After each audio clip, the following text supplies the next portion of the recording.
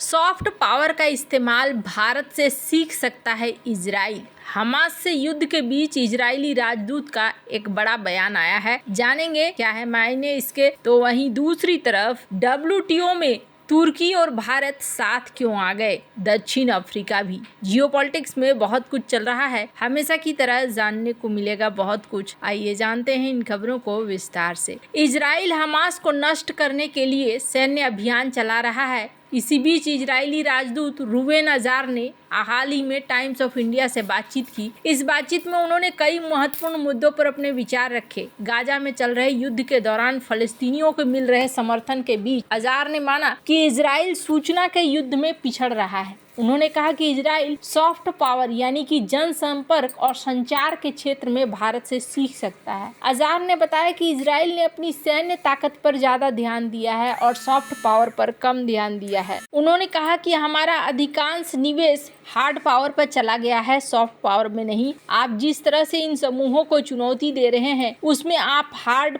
और soft power को मिला रहे हैं। उन्होंने कहा कि भारत और इजराइल फिलिस्तीन दोनों के साथ संतुलित संबंध बनाए रखना चाहता है। भारत ने गाजा में युद्ध विराम की बार बार अपील की, लेकिन साथ ही भारत ने आतंकवाद से अपनी रक्षा करने के इजराइल के अधिकार का भी समर्थन किया है। अजार ने आगे कहा कि भारत सरकार इजराइल के मुख्य राष्ट्रीय हितों का समर्थन करती रही है। हालांकि दोनों देशों के बीच कुछ मुद्दे पर मतभेद भी है, जैसे भारत UNRWA को सहायता देता रहा है जबकि इजराइल इसे प्रतिबंधित करता है। फिलिस्तीन से संबंधित UNGA प्रस्तावों पर भारत के मतदान को लेकर भी दोनों देशों की राय अलग है। अजार ने आगे कहा कि मैं अपने दोस्तों को ग्रेड नहीं देता हूँ। मुझे लगता है कि जब हमारे मुख्य राष्ट्रीय हितों की बात आती है तो भारत काफी सहयोगी रहा है। बेशक हम भारत सहित कई देशों को अपना मतदान पैटर्न बदलते देखना चाहेंगे और मैंने अपने भारतीय दोस्तों से कहा है कि जब UNRWA की बात आती है तो हम चाहते हैं कि वे अपनी सहायता को अन्य चैनलों के माध्यम से जरूरतमंद लोगों तक पहुंचाएं। इसलिए ये एक ऐसी बातचीत है जो हम कर रहे हैं, हम बातचीत जारी रखेंगे। आखिरकार ये बहुत ही दोस्ताना रिश्ता है, हम इस पर चर्चा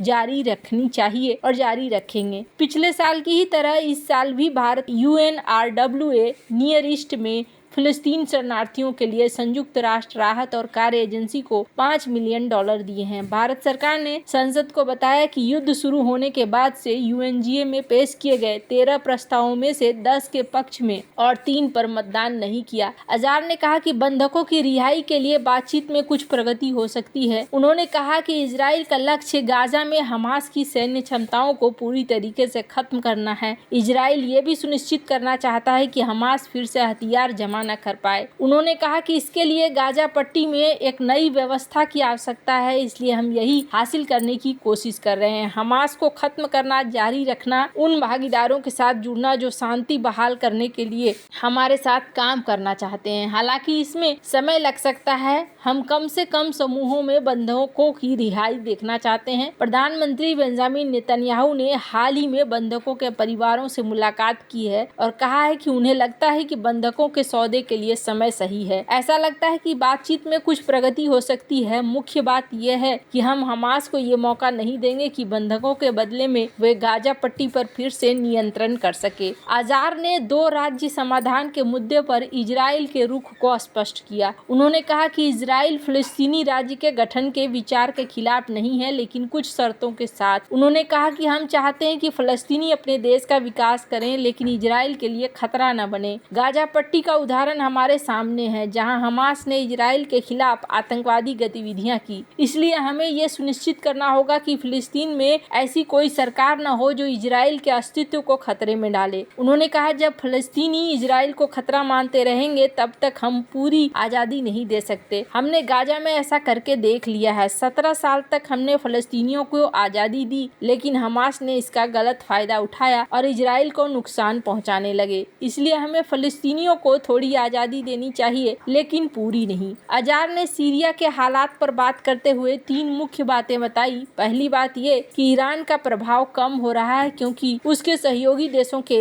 हालात खराब हैं। दूसरी बात ये कि रूस और नाटो के बीच ताकत की लड़ाई बढ़ रही है। तीसरी बात यह है कि तुर्की सीरिया में अपनी बात मनवाने की कोशिश कर रहा है।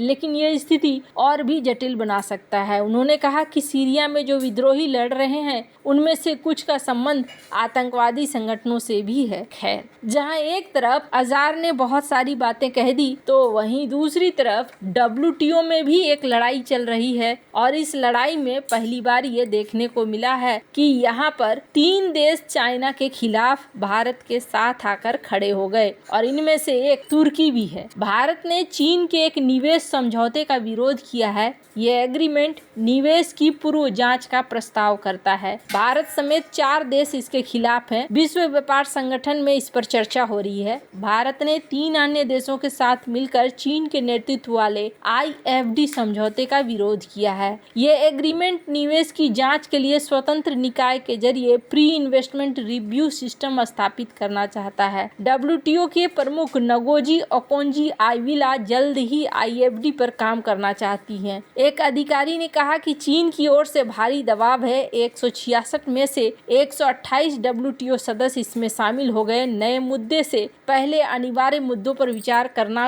होगा। दक्षिण अफ्रीका, नामीबिया, तुर्की इस समझौते का विरोध कर रहे हैं। वहीं अमेरिका न तो इसमें शामिल रहा है और न ही इसमें इसका विरोध कर रहा है। भारत इसका विरोध इसलिए कर रहा है क्योंकि व्यापार का मुद्दा नहीं है और इसे तब तक नहीं अपनाया जा सकता है जब तक पूरी तरीके से सहमति नहीं हो। चीन के नेतृत्व वाले 128 देशों का समूह विकास के लिए निवेश सुविधा प्रस्ताव को आगे बढ़ाने की कोशिश कर रहा है। ये प्रस्ताव केवल एग्रीमेंट पर हस्ताक्षर करने वाले सदस्यों के लिए बाध्यकारी होगा। IFD का प्रस्ताव चीन और उसके निवेश पर निर्भर देशों में सबसे पहले 2017 में रखा गया था। सरकार के वरिष्ठ अधिकारी ने कहा कि हम इसका विरोध कर रहे हैं। ये एक बहुपक्षीय समझौता है, कोई व्यापार समझौता नहीं है। अधिकारी ने कहा कि भारत इसके खिलाफ WTO में कागजात भी जमा करेगा। उन्होंने ऐसे समझौते जिनेवा स्थित वैश्विक संगठन की बहुपक्षीय प्रकृति को कमजोर करेगा। भारत यूरोपीय संघ के CBM पर WTO में अपने रुख का सावधानी पूर्वक मूल्यांकन कर रहा है। कारण ये है कि EU और भारत FTA पर बातचीत कर रहे हैं। यहाँ पर कहा गया कि भारत इन चीजों को देखना चाह रहा है। आखिरकार भारत इसमें किस हद तक संशोधन ला सकता है। सरकारी थिंक टैंक नीति आयोग ने पिछले हफ्ते कहा कि भारतीय कंपनियों को 20 से 25% तक का टैरिफ भुगतान करना पड़ेगा। इससे लागत बढ़ेगी, प्रतिस्पर्धा कम होगा और EU मार्केट में मांग कम होगी। अधिकारियों ने कहा EU ने अभी तक WTO को CBM के बारे में सूचित नहीं किया। हर कोई अपनी स्थिति स्पष्ट कर रहा है। अलग अलग EU देशों के विकास और जलवायु न्याय पर अलग अलग लेवल होने के कारण CBM को स्थगित करने की बात चल रही है। सूत्रों ने कहा कि पोलैंड CBM का विरोध करता है, वहीं डेनमार्क टेक्नोलॉजी ट्रांसफर का समर्थक है।